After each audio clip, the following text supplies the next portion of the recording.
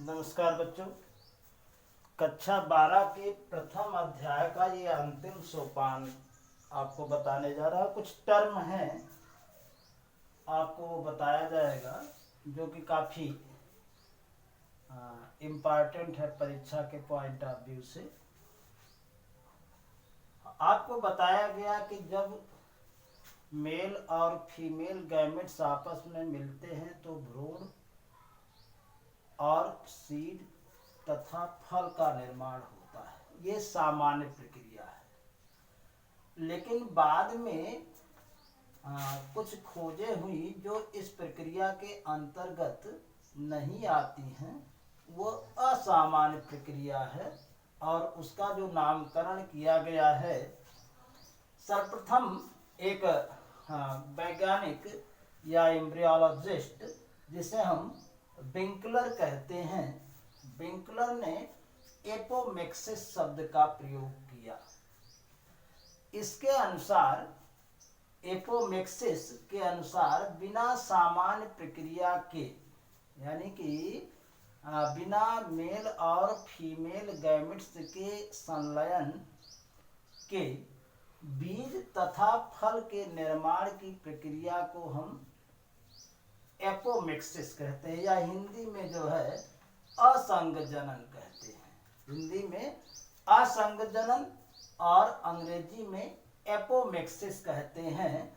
Winkler ने इसकी खोज की थी बिना फर्टिलाइजेशन के, यानी कि बिना नर और मादा युग्मक के संलयन के बिना सीड या बीज के निर्माण की प्रक्रिया को एपोमेक्सिस या असंगजनन कहते हैं।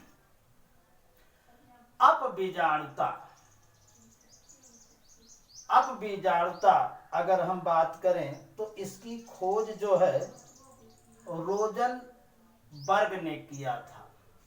रोजनबर्ग अपबीजाणुता के अंतर्गत आते हैं। आपको पता है किसी गैमेट्स के निर्माण में के लिए अर्धसूत्री विभाजन का होना आवश्यक है। हमने आपको मेल गैमेटोफाइट और फीमेल गैमेटोफाइट बताया है। सर्वप्रथम 4 कोशिकाएं बनती हैं, 4 कोशिकाओं से ये 3 कोशिकाएं मर जाती हैं। यानी कि जो एपोस्पोरी है ये क्या है कि बिना अर्धसूत्री विभाजन के ही गैमेटोफाइट यानी ओव्यूल में भ्रूण का विकास, या यूं कह सकते हैं गैमेट्स का विकास हो जाता है। ये गैमेट्स 2n नंबर या डिप्लॉयड होते हैं, और जब इनका संलयन एक हैप्लॉयड मेल से होता है तो फल या बीज का निर्माण होता है। ये फल स्टेराइल होते हैं, या यूं कह सकते हैं पुनः ये जर्मिनेशन नहीं कर सकते।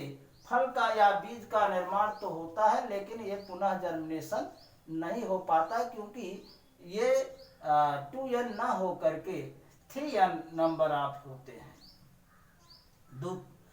तीसरा जो टर्म है पार्थेनोकार्पी की खोज जो है नॉल ने किया था, KNOLL नॉल ने किया था। इसके अनुसार बिना फर्टिलाइजेशन, बिना निषेचन के ही फल के निर्माण की प्रक्रिया को हम पार्थेनोकार्पी या हिंदी में अनिषेक जनन कहते हैं। अ मतलब नहीं, निषेक का मतलब निषेचन, अर्थात बिना निषेचन के ही फल के निर्माण की प्रक्रिया को हम अनिषेक जनन या पार्थेनोकार्पी कहते हैं। इसकी प्रक्रिया को हम पार्थेनोजेनेसिस कहते हैं, लेकिन जो फल होते हैं उसे हम पार्थेनोकार्पिक फल कहते हैं। ये फल विशेष रूप से सीड विहीन होते हैं, यानी कि इनमें सीड या बीज जो है नहीं पाया जाता। जैसे इस प्रक्रिया के द्वारा अंगूर जो है, अनानास, कुछ में ये हानिकारक होता है। जैसे मान लिया अनार में केवल सीड ही खाया जाता है, तो पार्थेनोकार्पी अगर हो जाता है तो अनार बेकार होता है। अर्थात कुल मिलाकर के कहने का मतलब यह है कि बिना फर्टिलाइजेशन के ही मेल और फीमेल गैमेट्स के फर्टिलाइजेशन के ही फल के निर्माण की प्रक्रिया को पार्थेनोकार्पी कहते हैं, और ऐसे फल को हम पार्थेनोकार्पिक फ्रूट कहते हैं। इनमें सीड का अभाव होता है या बीज का अभाव होता है। केला, अंगूर इस बीज से बनाए जाते हैं। अब अगला है पॉली इम्ब्रियानी। पॉली का मतलब बहुत, मेनी, इम्ब्रियानी का मतलब इम्ब्रियो।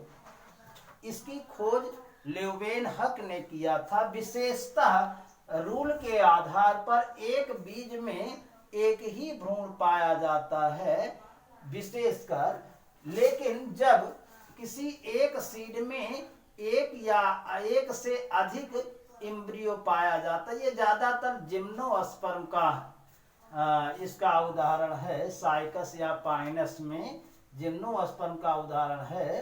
तो इस प्रक्रिया को हम पॉली इम्ब्रियानी कहते हैं। क्या मतलब? पॉली का मतलब मेनी, इम्ब्रियानी का मतलब भ्रूण। जब भ्रूण में एक से अधिक इम्ब्रियो बनता है तो उसे हम पॉली इम्ब्रियानी कहते हैं। अर्थात हो सकता है कि जर्मिनेशन में एक ही सीड से 2 या 3 पौधे उत्पन्न हो जाए। एपोगैमी अगला है।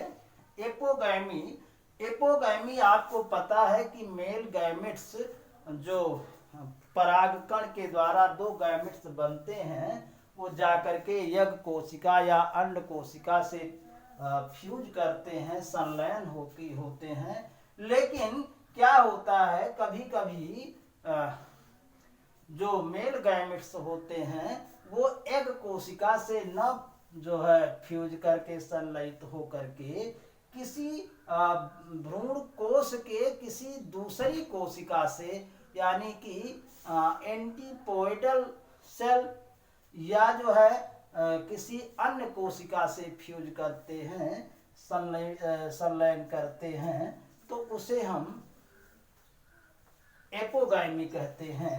अब हम अगर उदाहरण देखें, पहले ही आपको बताया गया है कि मान लिया ये ओव्यूल है, ये भ्रूण कोश है, या ये और जो मेल गैमेट्स आते हैं, ये मान लिया ओव्यूल है।